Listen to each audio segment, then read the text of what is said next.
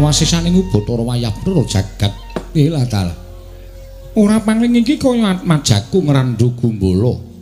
Antasena ingkang sowan ana ing Projeng Ndrawati. Nggih. Bocah bagus anakku cah Jarot. Antasena padha raja sak praptamu nggih. Pangestune Pakde slamet tekaku Pakde. Aku ngaturke sembahku katur ya Pakde. Iya tak tampa pangestuning awakmu ing Ndrawati tampan ana tak gegem dadekake jimat. Antasena padha raja sak praptamu. Pakde Mandura, yo. Kok lenggane Ndrawati? Lho, apa ora entuk iki ngene adikku kok iki piye to? Oh iya ya. Ayo nyuwun pangapura. Wilujeng sowanku Pakde aku ngaturke sembahku katur. Yo, tak tampa. Wah, kowe kok kaya katon men corong men to iki. Ya Antasena gawean kene kok Pakde. Oh, mulane kok kaya mencirit. Breng nang mripat. Rasa disawang. Nggih katuran karaharjan rawuhipun. Paman Setyaki slamet tekaku, aku ngaturke bekti katur ya Paman. Nggih, kula tampi dawa sami-sami. Nggih katuran karaharjan rawuhipun Anggir Antasena. Pakde Udawa slamet tekaku. Aku ngaturke bektiku katur ya Pakde. Dangu mboten rawuh wonten Widara Kandhang nggih. Kewajiban kasatriyan akeh Pakde. Ya sesuk kapan-kapan tak selake aku tak sowan ning Widara Kandhang. Duwe apa wonten geblek. Kowe lah seneng aku kowe. Inggih, sampun radi mambu. Yen Udupatih tak jotos lho pisan. Wong anak satriya kok disuguh geblek rada mambu. Dimas padha raja sak pratamu Dimas. Kakak iya. Slamet tekaku Kang. Aku ngaturke bekti katur ya Kang. Tak tampa pangestu tampan ngono ya Dimas. Iya. Ndadekake jimat ndayanana uripe Antasena. Antasena piye? Janur gunung kadingaren sowan ning Projeng Ndrawati ana wigati apa? Sepisan aku ngaturake sembahku katur ngersane Pakde Kresna Siwa Ndrawati. Iya, tak tampa. Pangestuku tampan ana. Heeh, angka loro janjane aku tekan kene iki kaya dene wong bingung. Lho, bingung sebab apa? Lah ngene tak critani. Nek Pakde ora prisa, tak caosi prisa supaya ngerti lelakon sing dumadi ana ing kasatriyan Jodipati sing magepokan karo bapak. Bapakmu Werkudara. Heeh. Lho, bapakmu ya gene Antasena. Bapak ki sono karo tengah sasi iki lunga. Karo tengah sasi iki lunga. Saka kasatriyan Jodipati geger anak-anak Kakang Antarja, Kakang Garwaca, aku bingung kabeh. Wah, Simbo Arimbile nangis gulung koming. Lah bapak kira tau lunga kok ujug-ujug lunga mongko tanpa pamit. Gagak bongkol podang binoreyan macan anggelur kuwi ora ana sing diweling karo bapak, tindake ning endi. Andadake bingung. Mula Kakang Garwaca, Kakang Antarja nyebar. Aku ya melu goleki bapak. Aku ki nuwun sewu. Aku iki rumangsani wong bodho kok ya dadak goleki bapak ki bareng tekan dalane aku bingung. Aku lek arep golekku nendi lar takon sapa? Wong bapak ora pamit, bapak kuwi ora ana welingan apa-apa. Iya. Lah Sokalima apa wis tok marani? Bapakmu ki siswa Sokalima sing ditresnani karo Begawan Durna. Aku sowan ning Sokalima, Simbah Durna ora ngerti lungane bapak. Bapak ora ning Sokalima. Ora ning Sokalima? Ora. Lah terus aku mandeg dalan bingung. Aku kelingan karo Pakde Kresna. Nyut. Sing mak nyut apane? Pikir aku ki lho. Pikir aku ki mak nyut kelingan Pakde Kresna. Pakde Kresna ki titi sing Sang Hyang Bathara Wisnu, dewa sing tukang nentremke jagat. Mula Pakde Kresna kuwi diarani Sasra Sumpena tegese kang paningal sewu. Pakde kuwi ngerti sadurunge winarah, ngerti lelakon sing Pakde ora prisa. Lah saiki tekaku ning papan kene, aku arep nyuwun priksa karo Pakde. Bapakku ki nendi? Nek pancen bapakku isih sugeng, tak paranane tak jake kundur ning Jodipati. Nek bapakku ki upama jinempana ing angin utawa ilang tanpa tilas, tegese bapak wis ora ana. Muga-muga aku iso nemokke anu kunarpane bapak, tak boyonge ning Jodipati tak ruktine sak tataning panembah. Karo aku arep takon nek bapak ki Surana, bapak iki agamane apa to, Pakde? Lah kowe ki edan kok. Anak kok ora ngerti. Bapak ki ya ora tau salat, ya ora tau. Aku ki bingung bapak ki apa kepercayaan apa kepiye. Sing wigati nek upama ketemu mengko iso dirukti sak tataning panembah. Lah iya. Lah saiki aku takon karo Pakde, bapak kuwi nendi? Nek bapak kuwi pancen lunga lan isih sugeng tuduna. Nggone ngendi? Nadyan adoh dikaya ngapa tak golekane. Mengko tak aturane kundur. Nek bapak kaya sing wis tak ngendikake mau ya muga-muga aja. Bapak wis ora ana, kunarepane tak ruktine. Nek Pakde iso nuduhke matur nuwun, nek Pakde ora iso nuduhke, kowe ngerti to watake Antasena? Nek Pakde ora iso nuduhke, ngerti to watakku? Iya, aku ngerti. Aku ngamuk nang kene. Lho. Ngamuk tegese wis pokoke ngamuk. Aku nguyuh sak nggon-nggon. Kowe ki anak satriya kok polahmu kaya Panakawan. Ya wis ben aku ndugal warisan kok. Aku ngamuk ning Ndorowati, aku ora wedi karo Mak Cilik Setyaki, aku ora wedi karo Pakde Udawa. Apa meneh anakmu lanang Samba kuwi selawase ora tau perang. Ming nang salon wae. Luluran mbubuti kuku. Ngerok. Aku ora wedi sapa. Lho apa meneh kene ana Siwa Mandura. Siwa Mandura arep mbelani karo Pakde Kresna, aku ya ora wedi. Wis ngono wae, ngerti to Watake Antasena iku ora wedi karo sapa-sapa. Lho nek anak awakku wis mengkilap kaya ngene iki. Medeni. Jagat Dewa Bathara. Antasena, piye? Saiki ngene. Kowe kuwi ya wong lantip. Kowe kuwi ya wong pinter. Senadyan Antasena kuwi wong kau, wong dosa, wong mlaha apa anane kowe ora iso basa, kowe ora iso tata krama. Nanging ngerti ya, uripmu kepareng ing Jawata kuwi dadi wong ndugal kewarisan. Monggo kinayoman dening para Jawata. Mula akeh sing padha ngandhakake anak Ngamarta kuwi ming loro sing dadi pepethingan, siji Wisanggeni, loro Antasena. Lah nek nganti kowe kok goleki bapakmu dadak takon karo aku iki nek ngono nggonmu duwe utawa nggonmu dikondhangake dadi wong pinter, dadi wong ndugal kewarisan kuwi ora ana gunane. Ora ana gunane ya. Nek ngono Antasena sing dikondhangke wong lantip panggraitane kuwi ya ming kabar tok, ning nyatane ora ana. Ya ngono apa piye? Aku gah ngene iki. Aku nek diomongan diolak-walik ngene iki aku gah. Aku iki ngalem Pakde dadi Nalendra sing pancen ngerti sadurunge winara kok sampean malah balik karo aku. Lho, ora balik. Ning nyatane kok ngono kok. Ning nyatane aku ngrasake aku ora iso goleki karo bapak. Lah, tegese urung binuka, wiwara.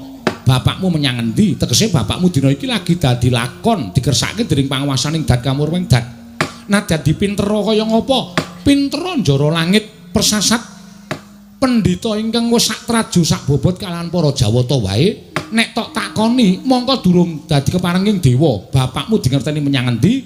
Ora bakal ngerti. Nadyan wakmu ing Ndorowati ya ora bakal ngerti. Ngono ya, Dik. Iya. Mula aja banjur nganggo akal, ning gunakno nganggo akal. Lah saiki ngene, saiki gentenan wae, gentenan piye? Nek pancen kowe wong pinter, nek pancen kowe wong lantip, aku sago nuduhi bapakmu menyang endi, ning kowe kudu sago madangke kahanan Ndorowati. Gosek. Kok sampeyan ngendika madangke kahanan Ndorowati iki mbok diganti sekringe sik. Lho tegese ngene lho. Padangno kahanan Ndorowati. Padangno kahanan Ndorowati, Ndorowati sik padang.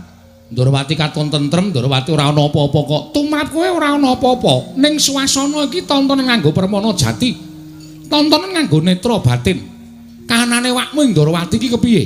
Yen kowe iso madangke kahanane wakmu ing Ndorowati, bapakmu tak goleki. Tak duduhi nendi dununge bapakmu. Ayo pikiran. Gunakno atimu Antasena. Gunakno lantiping panggraitamu. Aja kaya wong bodho lunga-lunga, kowe anak Werkudara lho, kowe putu dewa lho. Nek ora iso ngerti petenging pun wong Ndorowati, ora ana gunane kowe dadi anak Werkudara. Kagatri sangga pirangu rinangkul kinempit kempit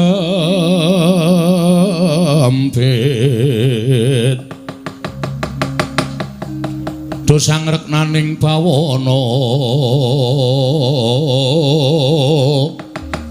ing candak di lho ngerti apa sing dadi sebabe Ndarawati eneng dayo dayoe mbutuhke pusaka negara Ndarawati arep nggo tamba negarane le Ketaman Pegebluk cocok apa ora aku ora wani matur ora usah wedi jare sampeyan ngendikake padhangno atine Kresna bareng tak gagapi aku manteng pangestiku aku entuk palimarmaning Gusti ngakarya jagat aku entuk pituduh neng kene eneng dayo nuwun sewu aku ora ngarani sapa-sapa ning aku nyebutke dayo aku ora nyebut jeneng aku ora nyebut inisial iki apa ini dan itu sama-sama sial tegese aku ora nyebutke jeneng ning aku nggagapi neng kene ana kahanan sing Pakde ora patiya seneng sing Pakde ora patiya dadi renaning penggalih mula wektu dina iki kersane Pakde piye apa daya kuwi tak larak metu apa daya kuwi tak jotosi apa daya kuwi karepmu piye aku manggep kare manut Pakde dawuh aku nyendikani ora sawedi Pakde nek Pakde ngendika aku ngestokake dawuh nek Pakde ora ngendika aku ya ora bakal ngestokake dawuh Pakde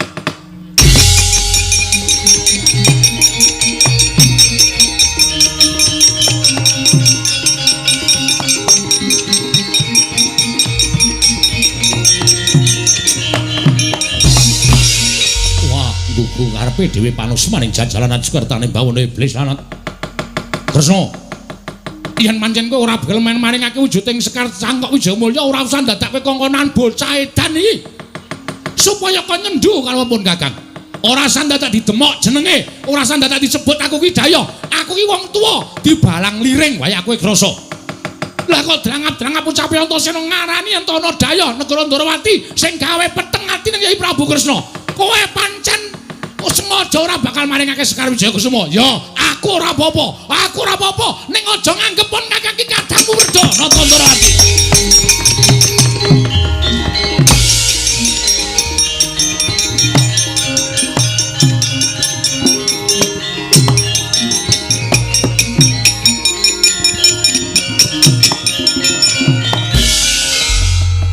Sing gedhe pangapuramu lho, Dik. Ora apa-apa Antasena, ora apa-apa. Pancen kowe wong pinter, pancen kowe wong lantip. Heeh. Merga rasaku ora kepenak. Koko Prabu rawuh nyuwun ngambil Sekar Wijayakusuma. Mongko alasane dienggo dadi sarana waluyaning Praja ing Mandura ngene Ketaman Pegebluk. Ayo. Mora aku saiki tak takon karo kowe. Cocok ora karo atiku? Perkara apa? Wah, iki jan adu pinteran tenan iki. Perkara apa tak wangsuli? Kowe kok wani nyendu karo Koko Prabu Mandura, kuwi dasarmu apa? Dasarku aku ora percaya. Dasare ora percaya sebabe apa? Nek ditonton nganggo netra lair pancen kae Siwa Mandura, ning batin kok rasaku gagap-gagap. Rasamu gagap-gagap piye? Rasaku kaya ora yakin nek kae Siwa Mandura. Weh lah dalah, cocok Antasena. Weh lah nek ngono metu. Lho. Metu piye? Lah pirang nomoran? Hus. Kowe iki anake Werkudara kok isih seneng kaya ngono? Nggo cegalek. Bangane ora. Aku nek ngantuk nek ora nyelentrem. Nyelentrem ngawur kok. Salahe angel-angel. Terus kersane Pak Dewi.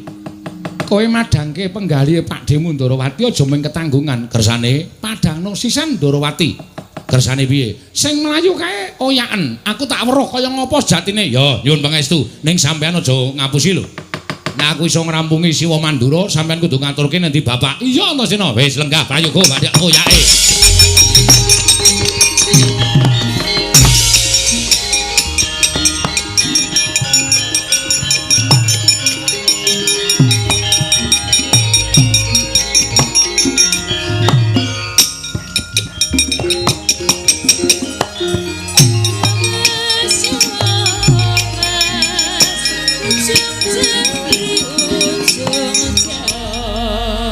Setyaki kok maju ki arep ngopo? Kula menika Meri. Lho, Meri perkara apa? Koko Prabu menika menawi rembagan Nanggira Antasena. Rembaganipun piyayi lantip panggraitanipun menika boten saged dipun mirengaken. Lan sampun kula boten saged gaduk nggagapi dhateng penggalih panjenengan. Ing atasane karo cah nom kok lirembugan perkara batin. Kula menika mbok kepengin sanget saged awas kita kados dene Anggira Antasena. Pengen to? Iya, saestu. Lah kowe iki dudu Antasena, kowe ya dudu Kresna. Kowe kuwi Setyaki. Setyaki kuwi pakaryane minangka dadi senopati sing tok gunake akal dudu kok akal. Mula Antasena kae kuwi wong komplit. Ya digdaya, batine ya lantip. Lah yen kowe kuwi kurang komplit, kowe kuwi digdaya kendel wani ning batinmu ketul. Mula kowe ora iso nyawang lelakon sing iso disawang nganggo netra batin. Lah menika ingkang kula sanget kepengin saged kula menika nadyan digdaya dados senopati ning ya batin kula menika awas. Kudu nglakoni. Kudu nglakoni. Kelambahi napa? Lho, prihatin. Wong prihatin ki ngasah batin, wong tapa brata ki ngasah batin. Mula batine lantip. Saga. Sago, saga. Tenan, saestu. Ora usah mangan apa-apa poso. Iya, saga. Pinten-pinten. Yen arep lantip panggraitane ya sak ora-orane maling sithike ya 40 dina. Saga. Kowe wong betah ngelih kok. Iya, kula saga. Banjur nglakoni tapa ning pucuk gunung. Kanthi sikil ngadeg siji, dada sedakep ana ing dada setahun. Ngadeg sikil siji, iya. Tangane sedakep ning dada. Piye Kakang Udawa? Sagah ngawon. Menika gampil kok mengke kula yasake egrang. Iya, sagah. Sago? Sagah. Setahun sagah. Nek wis kuwi mengko mangane setahun ming woh-wohan. Ngrawat kula kulina. Bagus. Sak banjure kuwi engko ngebleng 3 dina, ora kena srating srengenge, ora kena ana cahya sing mlebu sarta mbok weruhi, kudu peteng dedet. Sagah menika kula kulina. Sak bubare kuwi aja campur bojomu 3 sasi. Wala menika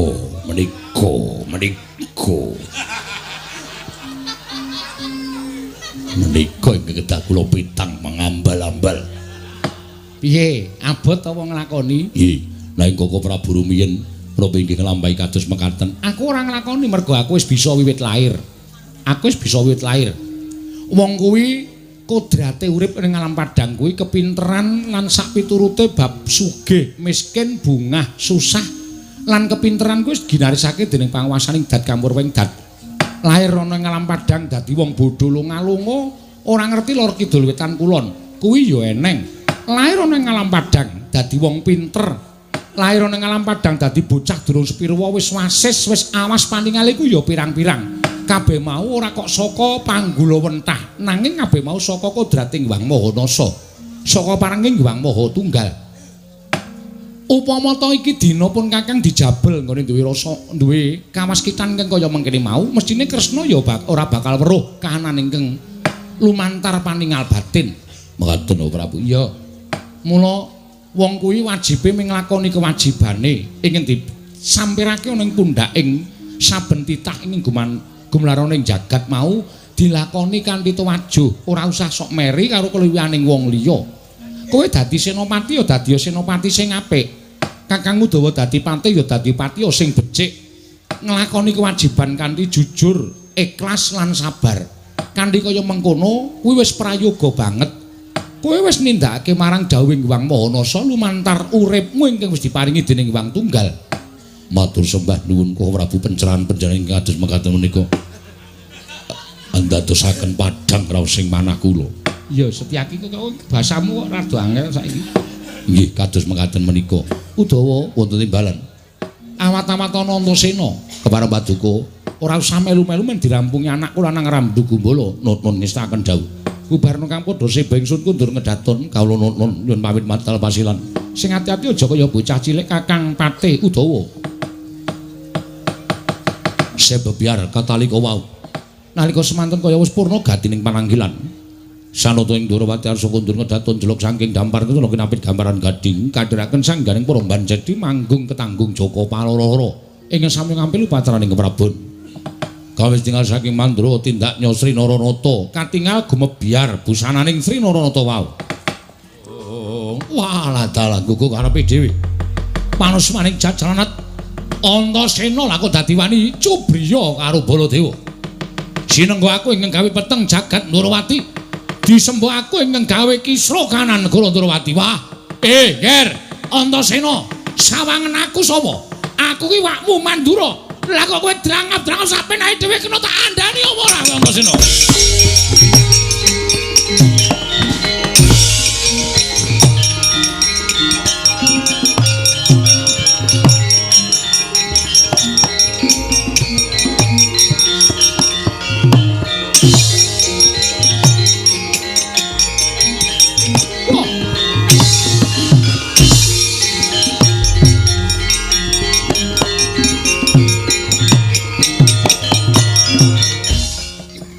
Antasena, Pakde Mandura ana dawuhmu apa?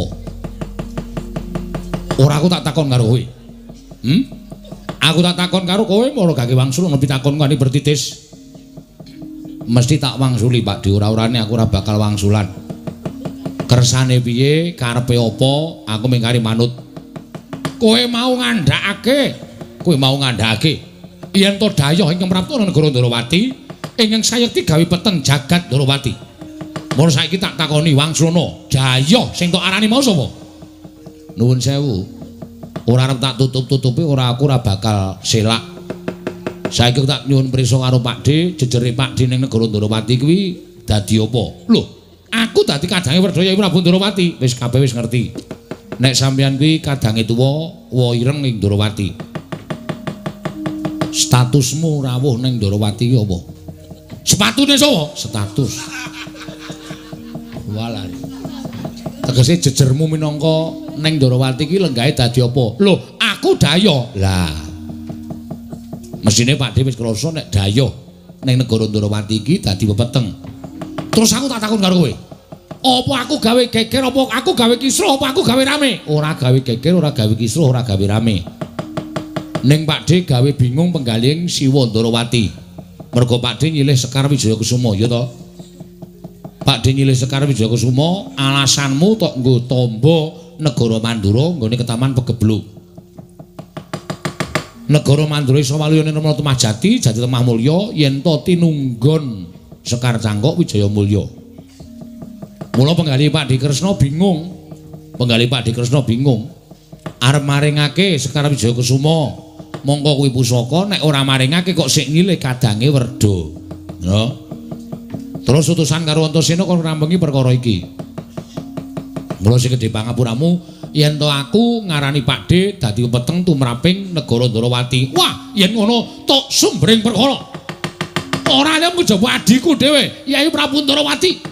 Yen pancen ora entuk ya aja diparingi ngampil, ning ora usah dadak memirang marang kadange tuwa. Terus sirmu, kowe minggir. Perkara iki perkaraku karo perkarane Yai Prabu Durawati. Kowe aja melu-melu. Pakde tindak mau aku wis dipasrahi karo Pakde Durawati.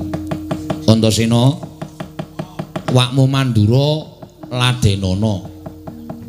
Aja nganti gawe gerah penggalih wakmu Mandura. Mula nek Pakde arep ketemu karo Siwa Ireng aku sing ora entuk. Lho, ora entuk piye? Aku wis diparingi Purbawasisa. Kowe iki derajate apa? Kowe iki ya mung dayah ning negara Durawati. Lah kok dadi kowe malah balekke dayah? Ora ana jamak lumaring dayah kok mangsuli dayah. Nek aku ora entuk Purbawasisaning Siwa Ireng aku ora bakal mangsulan karo Siwa Mandura. Ning gandeng aku entuk Purbawasisaning Kresna, aku peksa wani karo Pakde, balekke Pakde aja nganti ketemu karo Siwa Ireng. Wis ngono wae, saiki niatmu piye? Lho. Lah kok dadi kowe nanting niatku piye? Aku eneno dalan tak ketemu karo Kresna. Nek aku ora entuk, yen ngono kowe wani karo Pakdemu. Wit biyen Antasena iki ora tau wedi karo sapa-sapa. Aku karo wong tuwa ya wani, apa meneh karo bocah sak ngisorku aku wani. Gegaranku mung siji, aku bener. Aku bener karo sapa-sapa aku ora wedi. Aja kok jamak lumrahing kita swantah dewa mudhun wae nek Antasena bener, dasarku bener, aku ora bakal wedi karo sapa-sapa. Lho piye? Yen ngono kowe wani karo Baladewa, sing tak wedeni apa nuwun sewu lho nek aku kepeksa kawin karo Pak Dewi mergo aku entuk purbawasisaning Siwa Kresna ing Durawati. Ora minggas ngareping Baladewa, pengen nyoba kadidayane Pak Dewi. Ayo dijajal Baladewa apa Antasena ning kene sing menang. Yen taker kasekten karo Pak Dewi Mandura. Wah, legandang dene aku. Tak ladeni Pak Dewi nuwun sewu lho, Dik.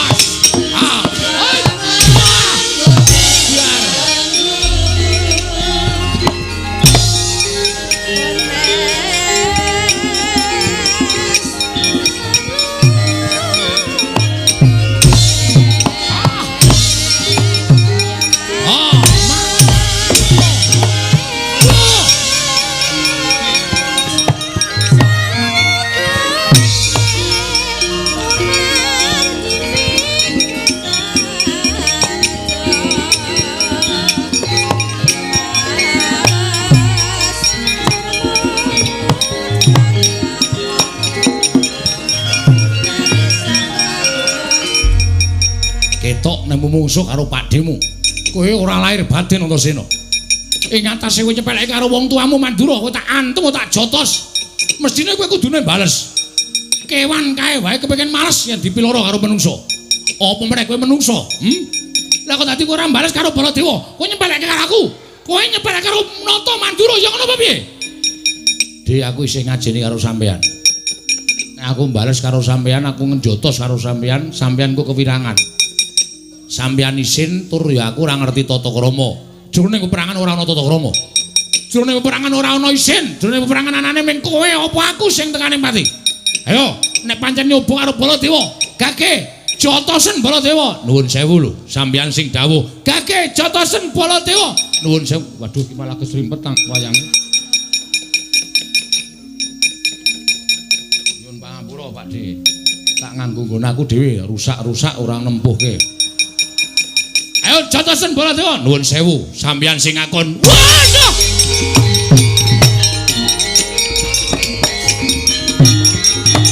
Wah. Oh. Wah. Waduh mati aku.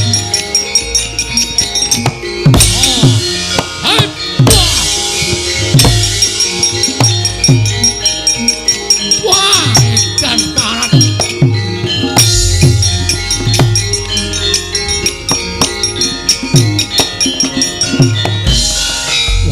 Yoli binatang keparat jajalanan. Wah, barang tak dawuh kon bales lha kok mak jelek ning dodo. Upama dudu Baladewa tak kira wis katriwandan ora eling Brawadasena. Yo, Antasena, kowe wani karo wakmu, kowe mentala karo wakmu Mandura. Yen ngono aku kudu mentala karo kowe. Yen aku ora mentala karo kowe, tangi aku iso ketemu karo Yai Prabu Ndarawati. Ayo, maju kene. Kurang ngerti kekuataning Nata Mandura Prabu Baladewa.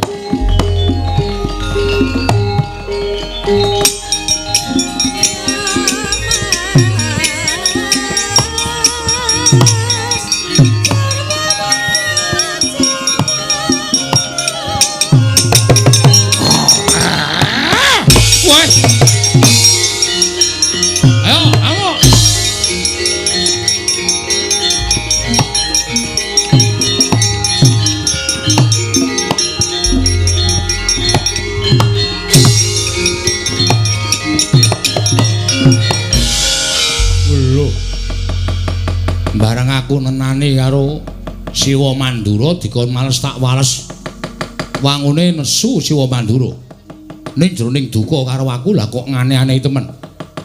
Aku lagi teko kok dicokot mongko ngereng kaya buta. Weh lah.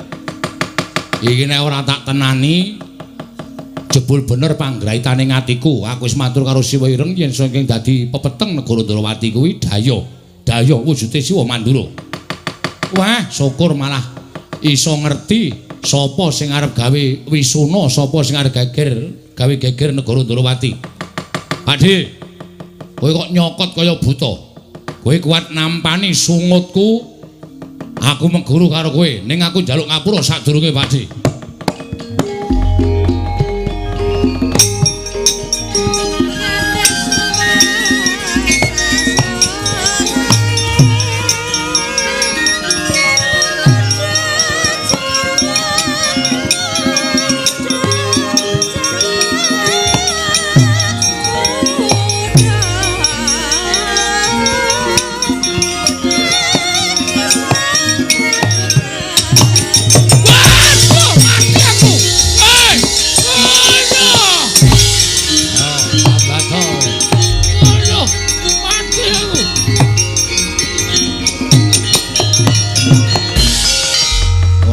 Kowe sesinglon ana ing sandangan sing tok agem.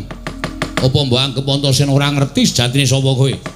Ketiban daya sungutku ora gograk marasmu aja duntang Antasena. Waduh, mati aku Antasena. Lah kok dadi pet-petan kaya ngene kananku. Ora duwe kekuatan nglokro kaya ngene Antasena. Mati aku Antasena. Waduh.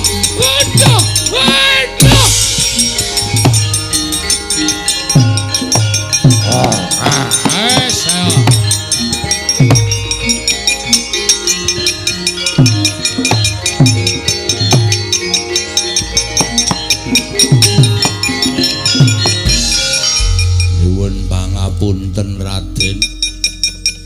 Kula nyuwun gesang Raden. Sapa iki? Kula pun Jaramaya. Lho, Jaramaya iki ra abdining Betari Durga to? Inggih, kasinggihan mekaten. Kok dadi Baladewa barang? Inggih, nyuwun pangapunten pados tedanipun baju barat. Oh, lah mesti arep gawe cintrakaning Siwa Ndrawati. Mula aku kok ditanting supaya gawe padang kana negara Ndrawati. Pakde Ireng. Mang tindak mrene Pakde iki lho. Kakangmu Mandura wujude kaya ngene iki, Pakde.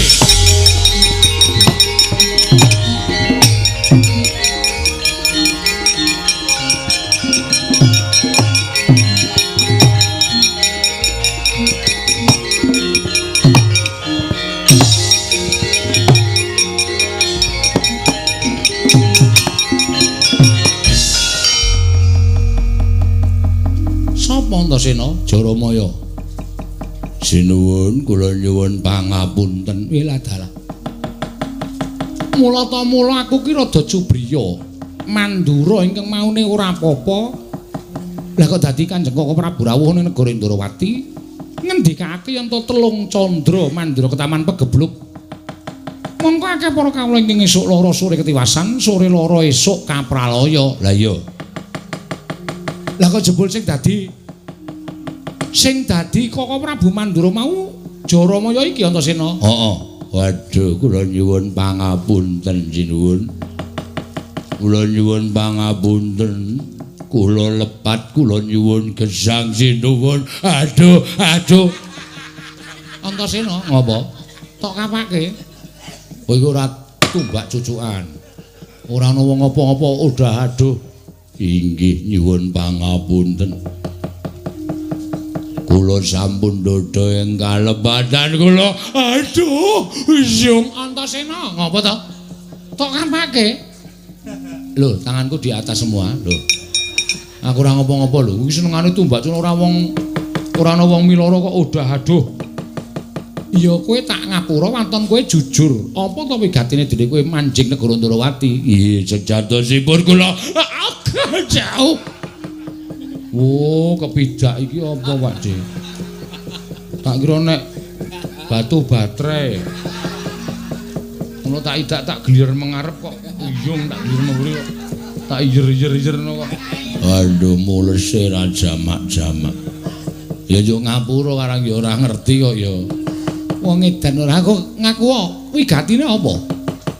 Dipun utus Pandya Betari Durga supados srana pejahipun titah srana tedhanipun Baja Barat. Kok ingkang mbok jangka aku sebabe apa? Iya.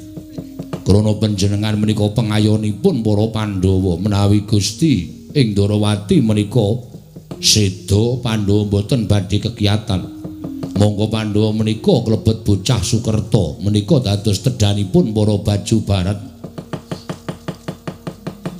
Ora ana ingkang ala tumama marang becik mula yen kowe arep mbudidaya mateni marang Nata Ndarawati kudu nganggo karti sampika sing luwih primpen ya mengko ndak kadenangan merga Ndarawati iki pamaning wong lante panggraitane. Inggih. Jaramaya wonten dawuh. Kowe tak lilani bali ya. Kandha karo Betari Durga yen kepengin mangan wong Ndarawati kanggo panganing para Baju Barat dina iki tak ajangi jembar leganing atiku. Oh inggih ngestakaken dawuh.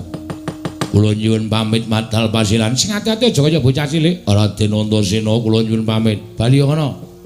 Tutuki gundulmu ora. Buta kok golek pangan kok ning negara liya. Ana ora ana pangan apa piye? Inggih wonten nanging kedah bocah Sukerta. Wis gawe omong. Oh, bocah Sukerta dadi panganing Baju Barat apa piye? Sembrono bali kana. Inggih, kula nyuwun pamit sinuwun. Sing ati-ati aja kaya bocah cilik Jaramaya.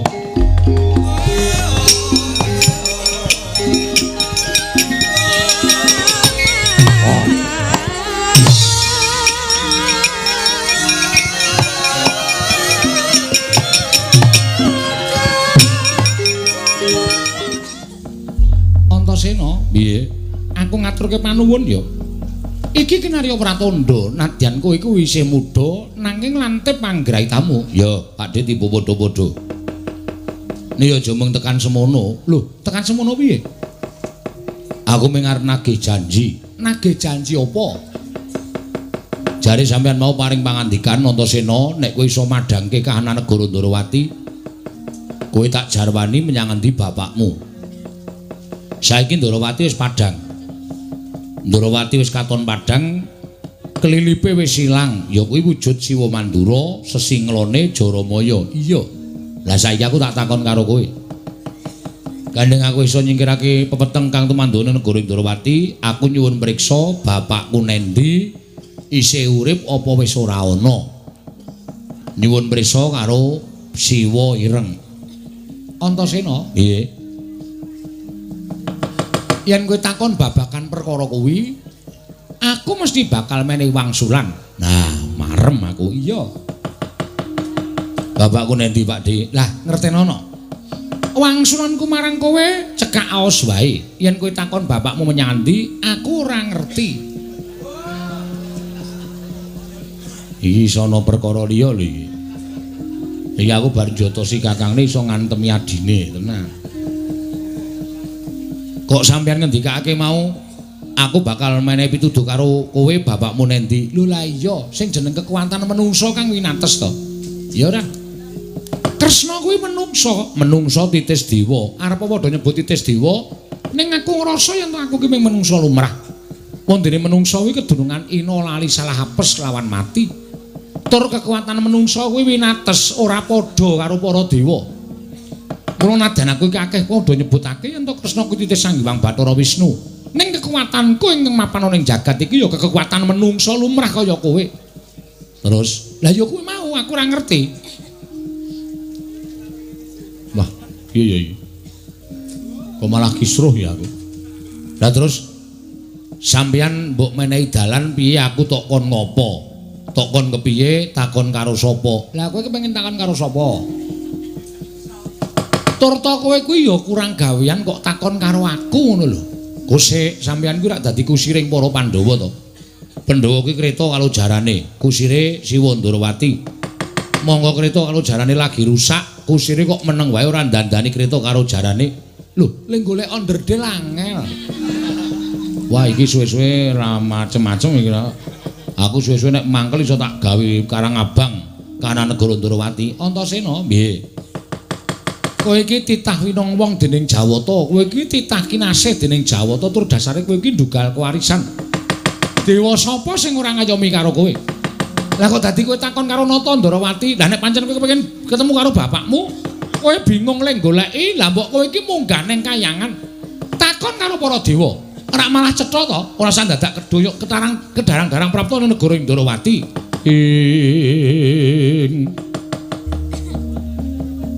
Tang samar pamoring sukma sinukmaya winaya wing asepi sumimen telenging kalbu pambukaning warana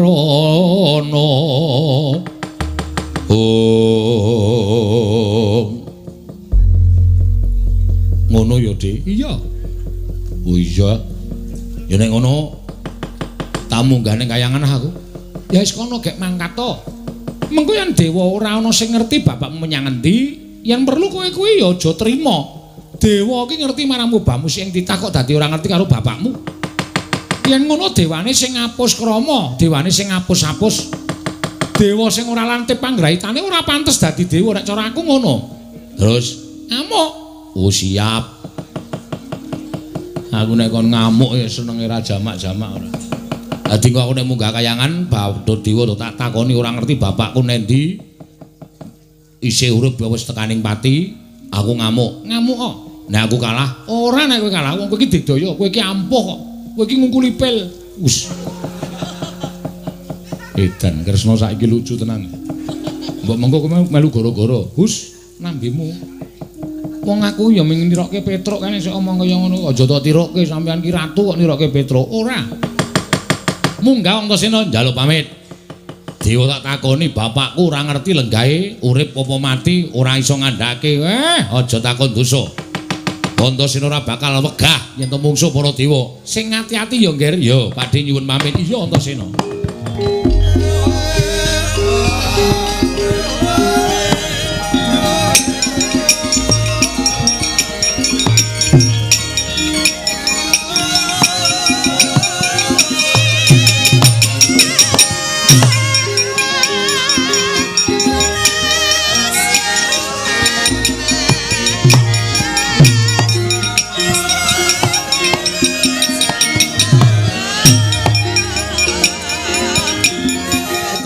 Wonten timbalan. Aja wedi kangelan sira sun pasrahi negara Ndarawati. Ora badhe tindak dhateng pundi? Antasena sowan ngandhaki yen to Werkudara mindran saka ing kasatriyan Jodipati. Nggih. Monggo dadi kewajibanku kudu ngupaya menyang endi lenggahe ngadiku lanang nunggul pawenang kasinggihan mekaten. Menawa Prabu badhe tedhak wonten negari Ngamarta, ora. Badhe tedhak dhateng pundi? Tak jujuk karang kadempel. Mesti wae kadangku Yayi Arjuna ya bingung penggalihe merga kakang kadangne tuwa lunga saka negara kasatriyaning Jodipati. Mula muga-muga praptaku ning Karang Kadempel iki mengko bareng kaliyan tekane si Arjuna. Lho iki. Yen kanthi cara kaya mengkono pun kakang bakal bebarengan kaliyan kadangmu. Tuwa ya kuwi Madukara ngupaya menyang didununging kadangku si Jodipati. Lho iki. Kok ora pengestaken dawuh. Lajeng kundur paduka benjang menapa ora usah ndadak mbok antu-antu kunduring pun kakang. Mengko yen wis ta paripurna lakon pun kakang bakal kundur marang Praja Ndarawati. Sembah kula ndherekaken jengkar paduka Setyaki ya. Tatanan para wadyabala supaya tumbuk kempit aja ning Kemaraja saka sela-selane garu ing gawe geger kanan Ndarawati Setyaki sendika ngestaken dawuh kok ora Bu.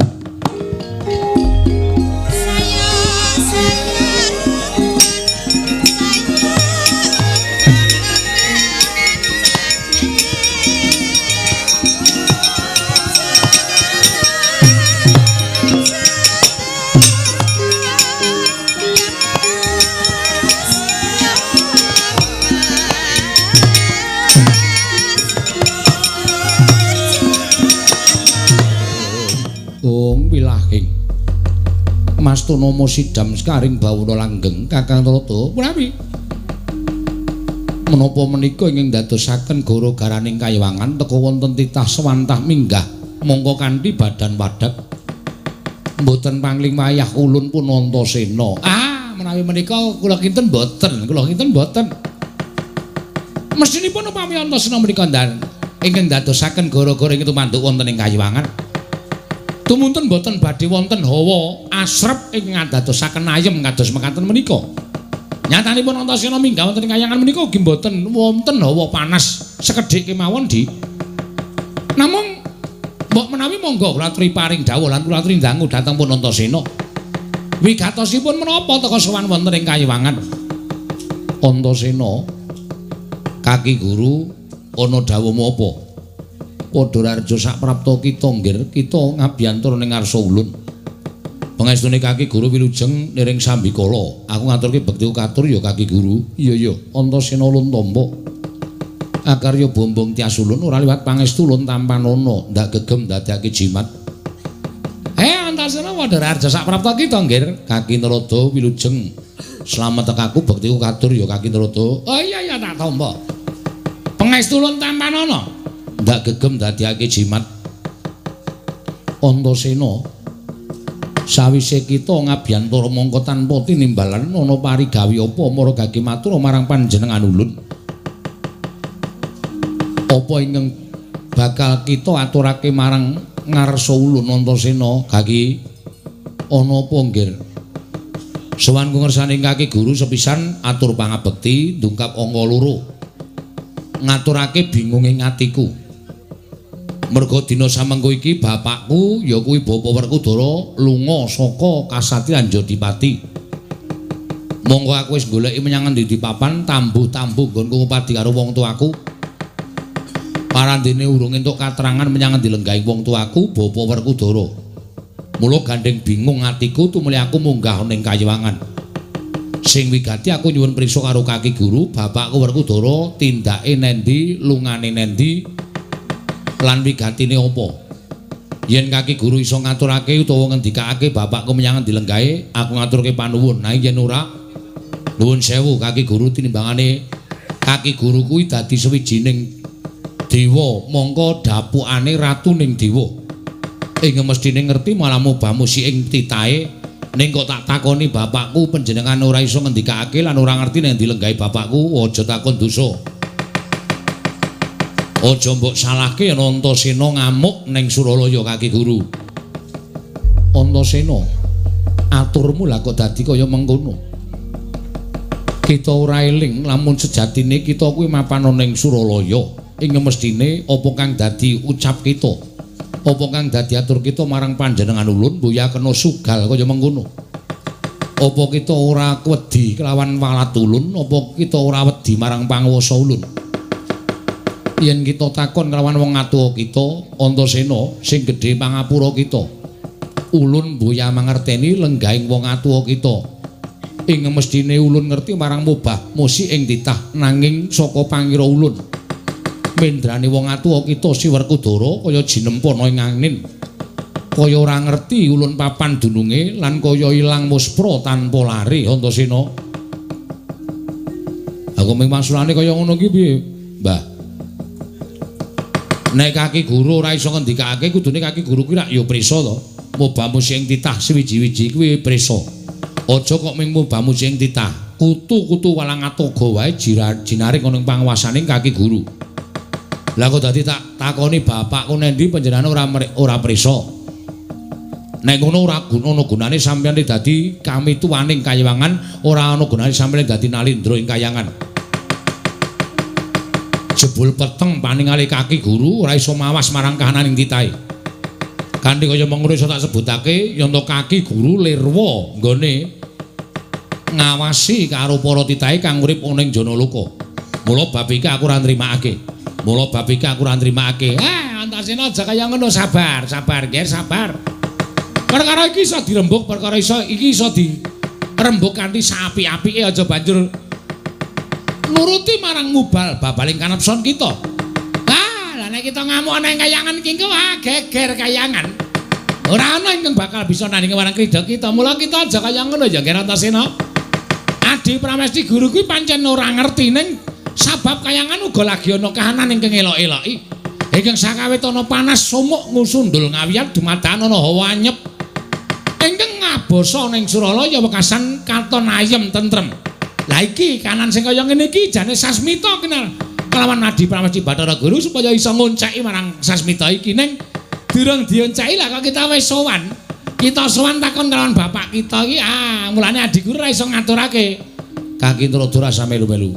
Mbane tak jungkir. Iya wis. Wah, cilaka iki lah. Ndradara arep dijungkir iki njur bentuke piye coba? Lagi sembrono ana dewa arep dijungkir. Antasena ulun mboyang ngerti Antasena sing gedhe pangapura kita. Ulun nyawang kelawan blegere bapak kita nanging kaya ora katon. Ulun wis matur, ulun wis paring pangandikan bapak kita kaya jinempana ing angin. Kaya ilang muspra tanpa lare. Nek ngono aku ora nrimakake kahanan iki. Kaki guru kudu mudhun, ora pantes dadi dewaning para dewa.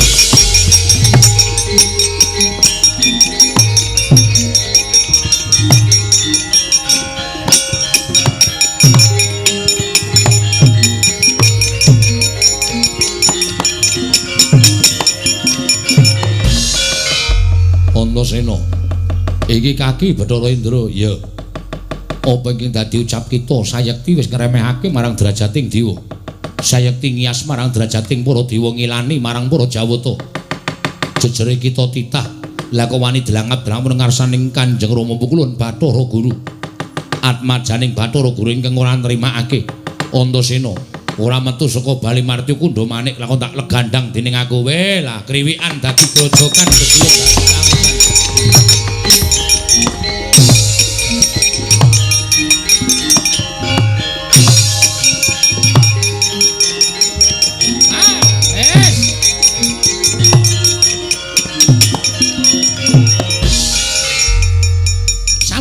sampun saged ndungkap kados pundi awa benter ingkang tumunten dados hawa asrep ing tumanduk wonten ing kahyangan menika tertentu wonten magepokan kaliyan kawontenanipun Werkudara. Dadi Teh Antasena menika wau sowan matur bilih tiyang sepuhipun boten wonten kasatriyan Jodipati krana mindran saking kasatriyan Jodipati. Dalah ora jeneng mokal.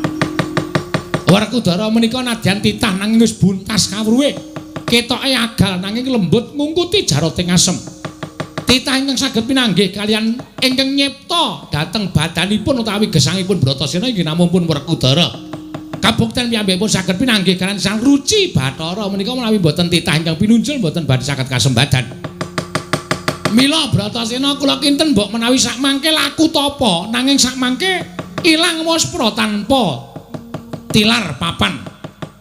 Utawi mboten wonten tipakipun anggenipun lampah tapa duka wonten pundi sakmenika Bratasena nanging pakartinipun Antasena atmajanipun Werkudara menika ingkang sajakipun sampun kewanen Kakang Trada sakmangke kajengipun Antasena dipun bondo dening para jawata mbok menawi menika saged kinarya pancatan kula lan panjenengan mangertos dhateng menapa inggih dados gawenipun Werkudara inggih kene ngatos-atos lho bocah menika ndhugal kewarisan isa uga Antasena mboten dicekel ning sampeyan sing bingung mengke. Merga saka pokalisi Antasena, Kakang Rada kula menika nalindraning para jawata sampun ngias dhateng kula monggo dipun titip priksa. Mangga dikula dherekaken.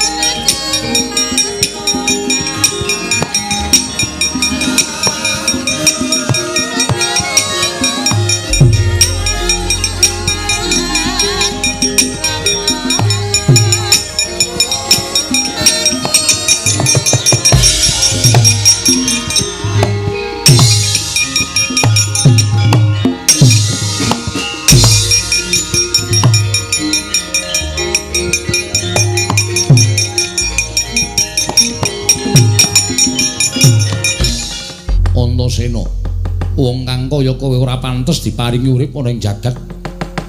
Kita wani gawe geger ana ing kaewangan, kita wani memirang marang ngersaning Hyang Pikulun Jatimurti. Yekti kita wujude menungso ing wis jeleh nyawang gelaring jagat esem ing rembulan. Kepengin mruput manjing neraka ya mani rasah kokean omongan Mbah Simbah Indra sing mau nantang karo Antasena monggo aku ora diperkara karo kowe perkara karo Hyang Pikulun Bathara Guru nek Simbah Indra gawe perkara karo aku ayo niat piye aku ora bakal wedi karo sampeyan mono mapan tak jabel nyawamu eneng dewa tak gawe wirang tenang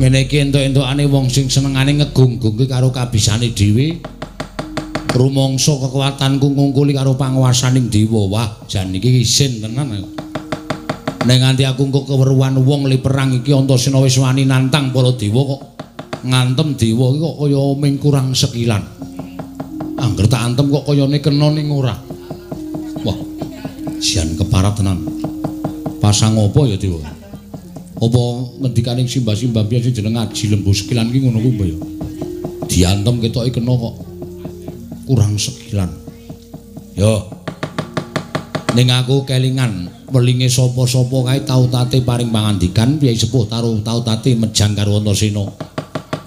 Nek kowe ketemu karo wong sing digdaya, nek kowe ketemu karo wong sing ampuh, monggo ditamani gaman ora apa-apa, ditamani tangan ora kena. Kon nyembah ping 3. Nek wis tak tembah kaping 3 tak jajali. Mbok menawa iso dadi srana nggonku iso ngajar karo kaki, Ndra. Yo, arep Antasena kuwi ora tau nyembah, ora iso ndodhok karo sapa-sapa ning tak cobane ming ping 3 lek ku nyembah ning iso ngajar karo Bathara Indra. Ditenono, Mbah, kowe aja girang-girang gemu aja gleleng.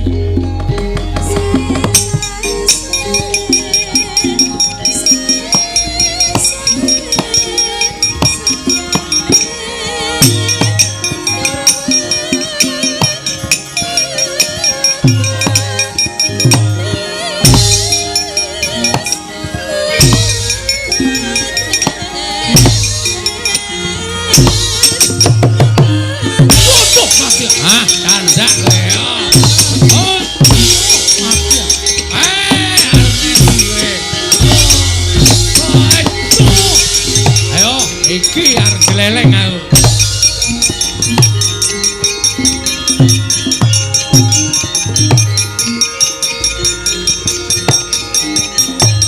Wah.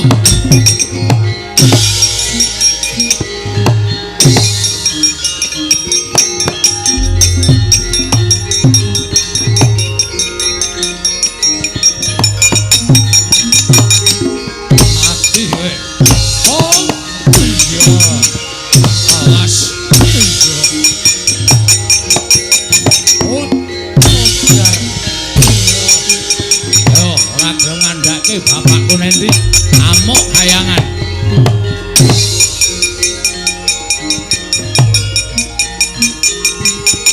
Wah.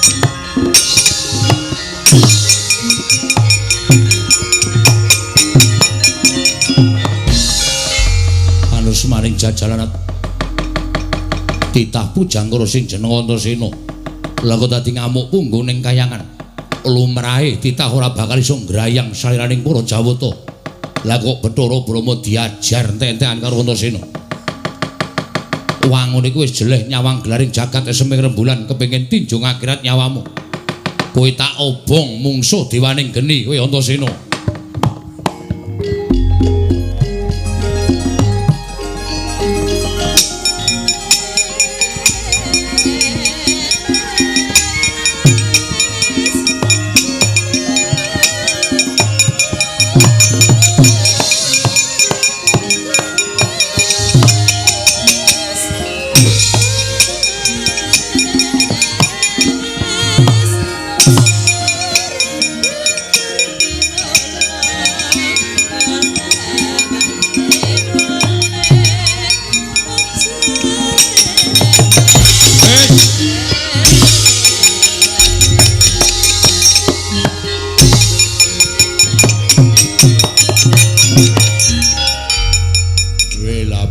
Brama dewaning geni ngetokke geni sak lumbung Bandung gedene.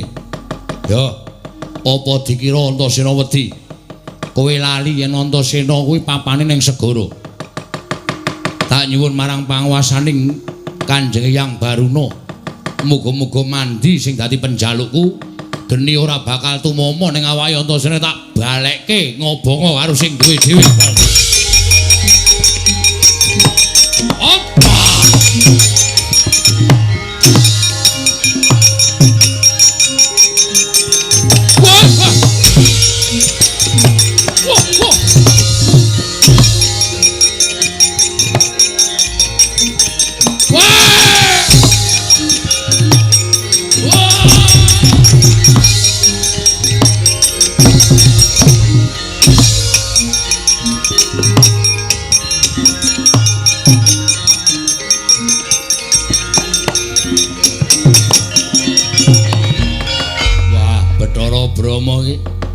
Yaene kok ngobong uwuh nyebar tekan endi-endi ora mlayu iso kobong tenan.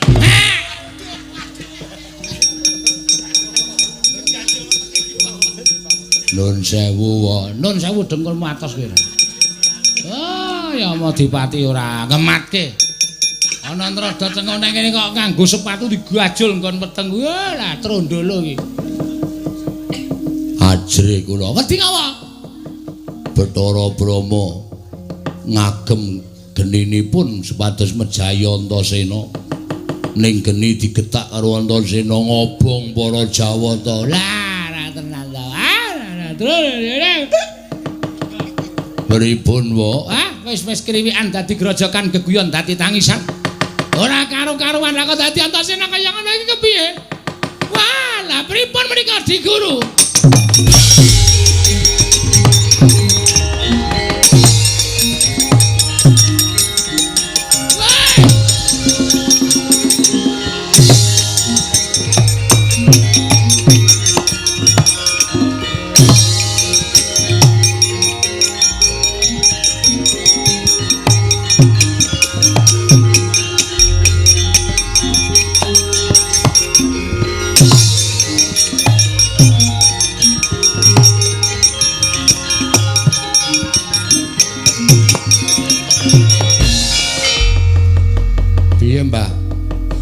Ki Guru iso ngandhake apa ora? Nek ora iso ngandhake aku ora trima lho, tenan iki aku ora gawe-gawe. Aku ora ketemu karo bapakku, aku bali ning Kasatriyan Jodipati ditangu karo ibu-ibuku nek aku ora iso menehi wangsulan ibu-ibuku dole nangis do gulung koming. Aku ora nrimake lho Kaki Guru. Antasena piye? Nganti tekan seprene ulun durung bisa nggagapi menyang endi dununge wong tuamu ya kuwi Si Werkudara. Mula sing gedhe pangapura kita ya nggir ulun ora bisa ngandhakake menyang endi dununging Si Werkudara. Sing sabar Antasena mengko ulun bakal mbudidaya. Saiki aku njaluk Kaki Guru paring dawuh. Bapakku nendi? Nek bapakku ora ditemokake wis to aku mati ning kayangan wae tak lakoni. Nanging tak jaluk sabar ora iso kudu dina iki Antasena aja kaya bocah cilik kaki ora iso ngandhake wis. Ora pantes sampeyan lengganing dampar Kaiwangan Silaka Ndawaru Binangun. Kudu mudhun, ora gelem mudhun aku sing arep ngudhunke. Aduh, ketiwasan Kakang Nrogo.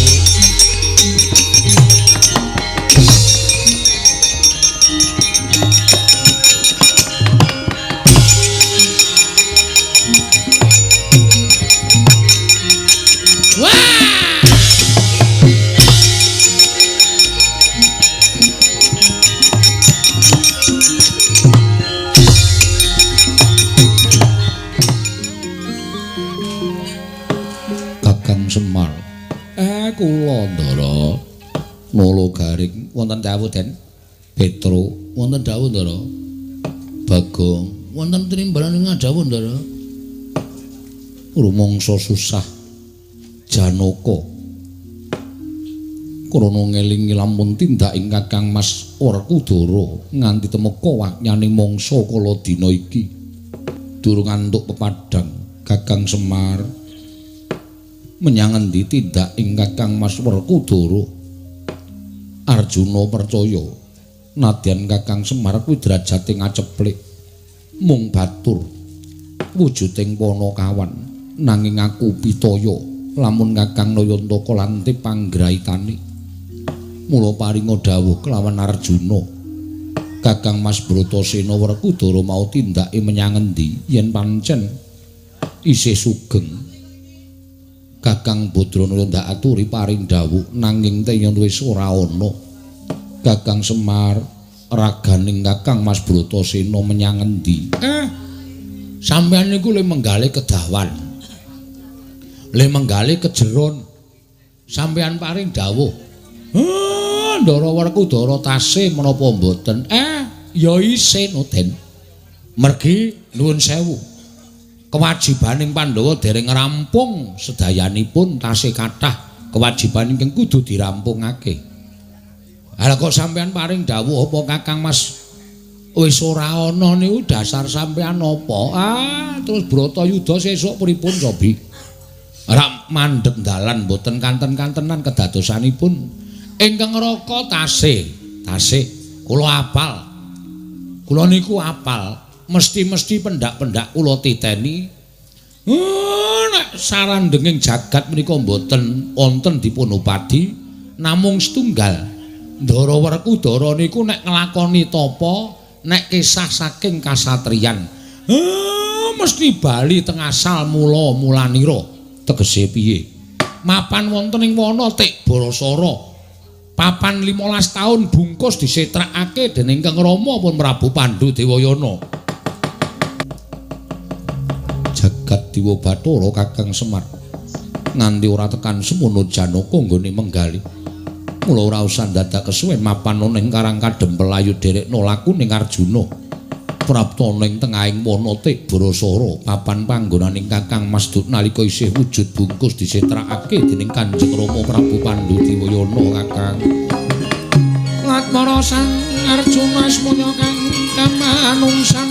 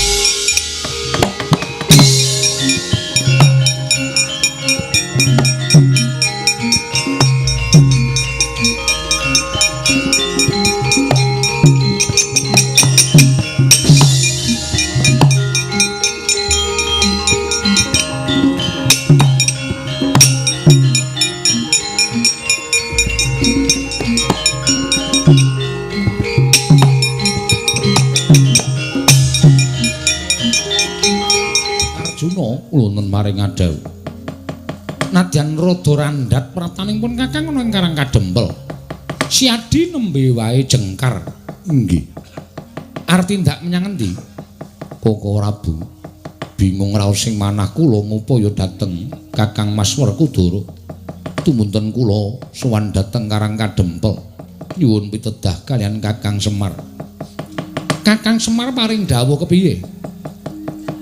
Adat lupya ingkang sampun kelampah. Kakang Mas Werkudara menika menawi nilar kasatriyan mboten badhe wonten papan sanesipun kejawi wonten ing Wanatik Brasara. Papan anggenipun Kakang Mas Bratasena nalika tasih timur dipun setrakaken dening Kanjeng Rama Prabu Pandhu Swarga. Gangsal 12 taun gesang wonten enten ing Wanatik Brasara, Koko Prabu. Gunjan kancing langit kelap-kelap aton. Lirkin sanging risang maweh gandrung. Kakang Semar, kula. Apa ya bener mengkono? Wong niku diwenangake mbudidaya. Ora wis wong salwangsul. Pendak-pendak Ndara Werkudara kesah tindak meniku adat saben ming mapan wonten ing Wanatik Brasara merga alas niku gedhe. Tumraping Ndara Werkudara lelabuhane tumraping Ndara Bratasena. Iya ya Pak. Mulane kuwi kula kinten ngendikane Bapak kok cocok Ndara. Kula kinten ngendikane Bapak kok cocok Gus. Pun mboten sakokean gunem tanpa guna. Monggo dipun prepeki. Sapa, Gong? Alas Tik Brasara. Aku diperpeki iki maksudmu piye? Ya maksudnya diparani ngono lho. Monggo Koko Prabu. Ayo yen pancen bener ngendikane Kyai Semar muga-muga Werkudara tenan mapan ning Wanatik Brasara. Arjuna kula wonten maring Adawu. Ya tak kanthi yayi monggo Koko Prabu kula dherekaken Koko Prabu.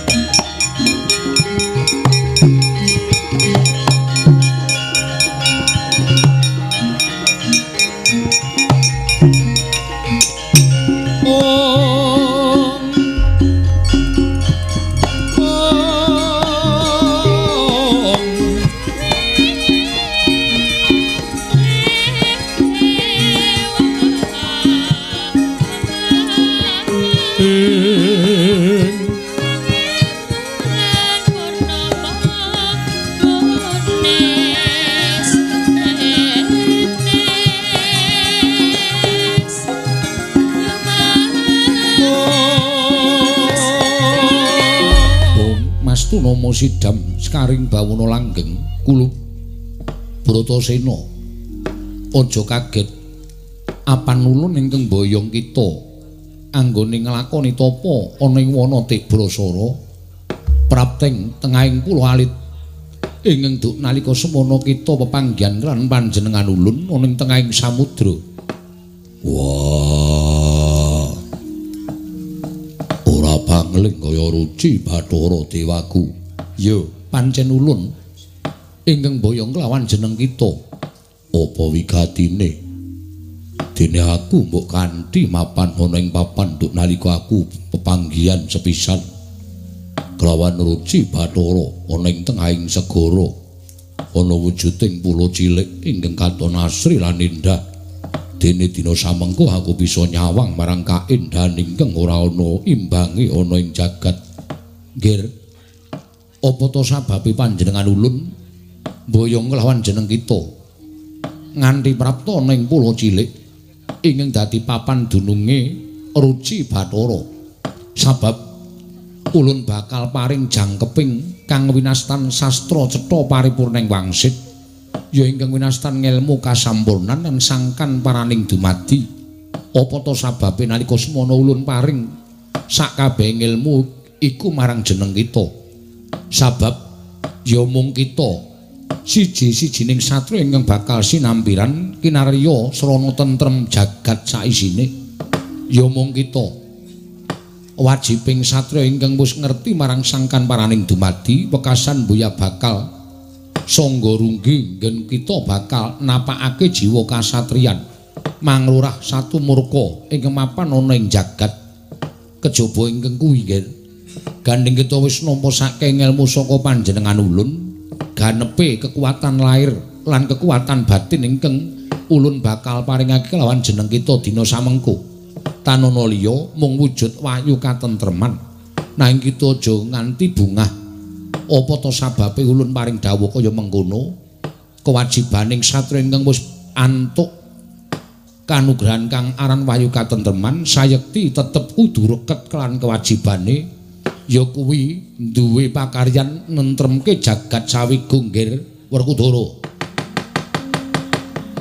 Pramara mangos wamyong ambrangang kati karunaning kaswase dosang gondo astrat mojo lengleng lalu mangolati surya mangrangsang wayah amara waryanto wah yen to pancen kaya mengkono aku mung manut karo Ruci Bathara guruku. Mula kaki paringno aku ora bakal wegah nyangkul kewajiban nentremke jagat saisine. Mara tata-tata kita tampani wahyu katentreman.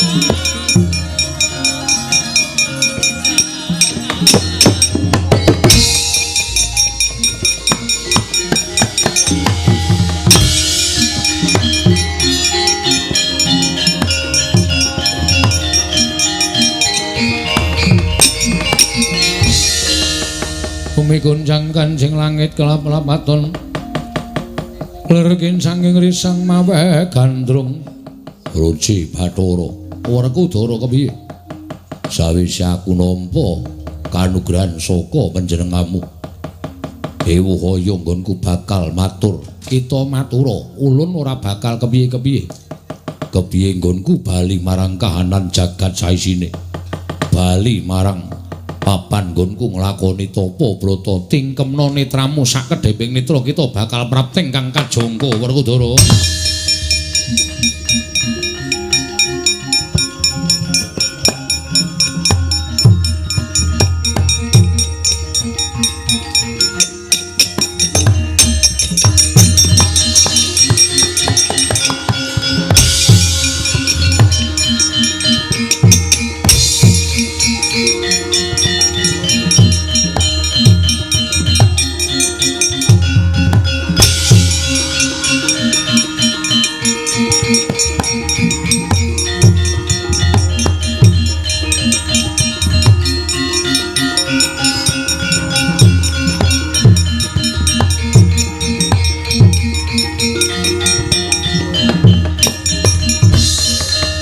Kedheping netra wis prapteng wana Tibrasara. Papan panggenan Sang Werkudara ngene para lampah tapa anggayu wayu katentreman mulat ing mlajar-mlajar nggih Sang Hyang Pikulun Jatimurti.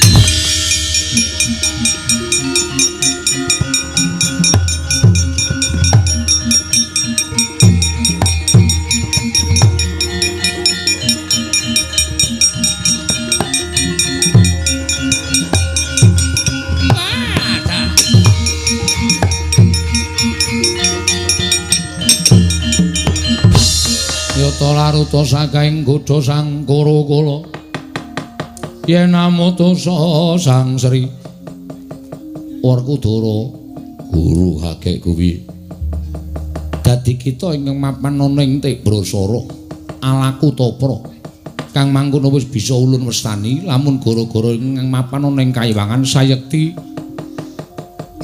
saka daya kekuatan kita anggone laku tapa.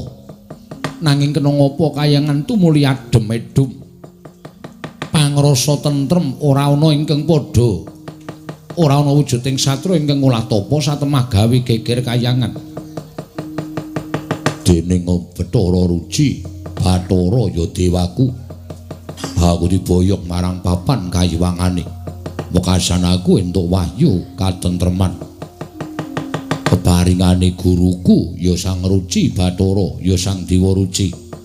Mengkono nggih ya syukur yen to pancen mengkono. Nanging sabab kita murca saka Jodipati kayiwangan rusak. Jalanane apa? Anakmu Antasena ingkang bujung-bujung lawan panjenengan ulun. Wah, cah gendeng.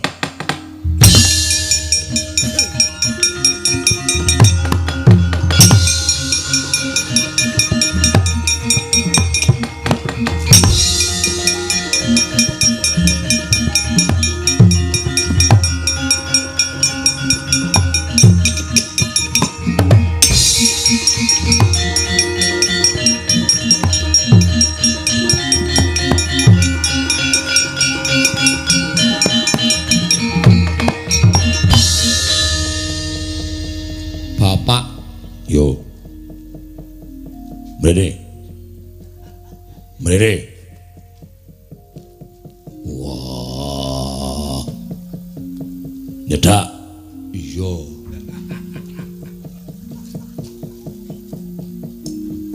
Gawe wiranging wong gerak.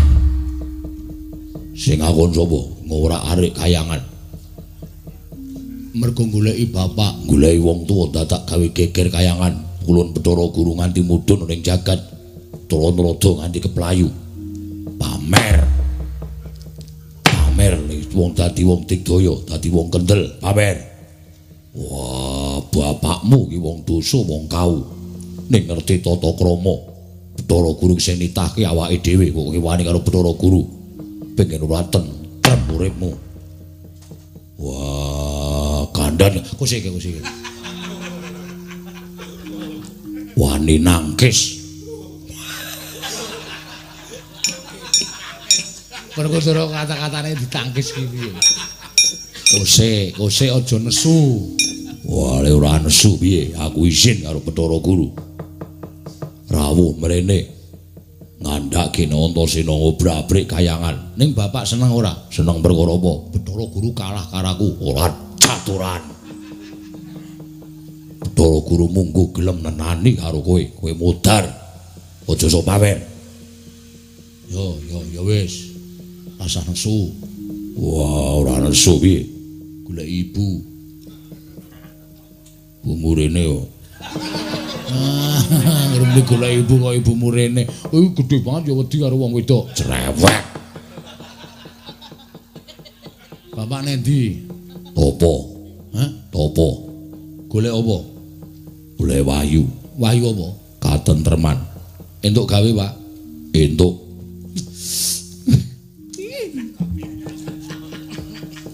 Wis kaya Petruk. Antasena ki wong bebas kok. Ora kewengku apa-apa kok. Syukur, Pak. Aku ngaturke panuwun. Bathara Guru tekan kene ora gelem njaluk ngapura tak gecek ndasmu. Ya mundur. Yo. Wah. Goleki malah dinesoni. Wah, guru akekku. Werkudara tindak mrene.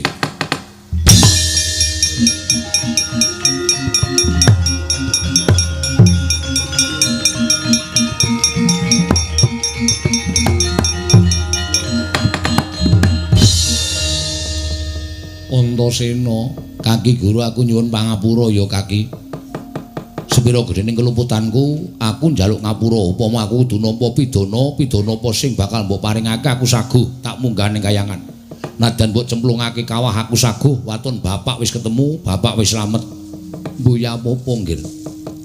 Ulun menehi pangapura kelawan jeneng kita. Ya wis, Akinrada aku njaluk pangapura. Ora apa-apa.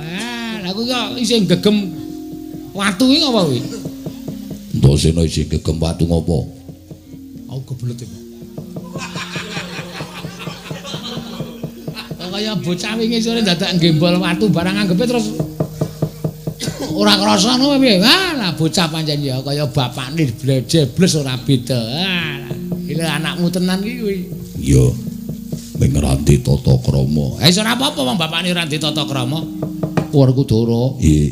Ulun melu mangayu bagya. Muga-muga kita dadi jalaran tentreming jagat sawigung. Ya, nggih ulun kondur makayangan. Antasena ulun kondur makayangan sembahku katur ya kaki guru nyuwun pangapura.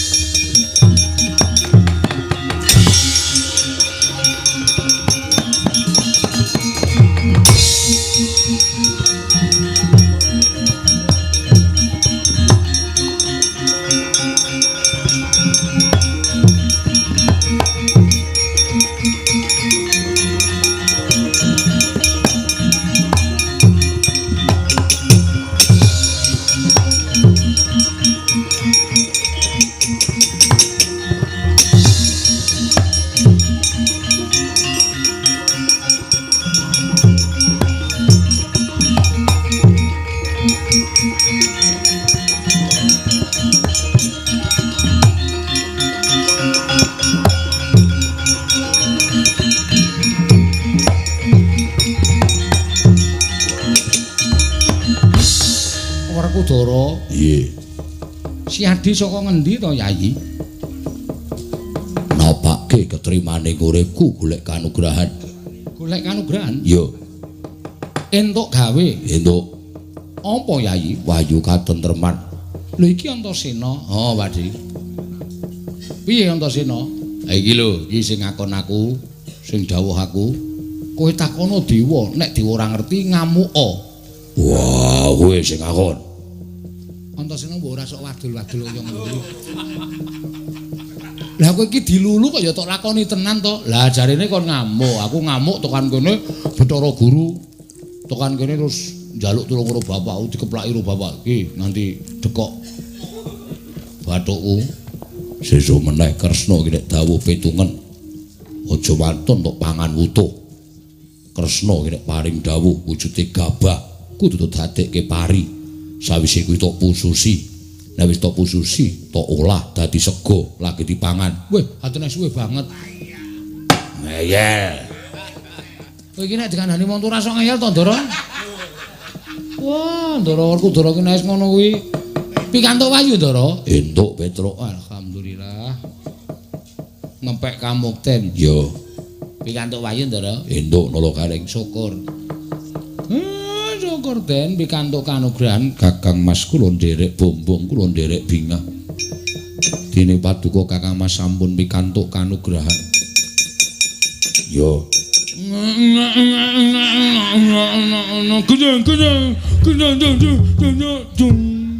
Lho, iki Bagong karepe piye to iki? Kok diketengake arep ngapa meneh? Wis rampung, wis bubar. Slamet sak kabeh, slamet sing nanggap, slamet sing ditanggap.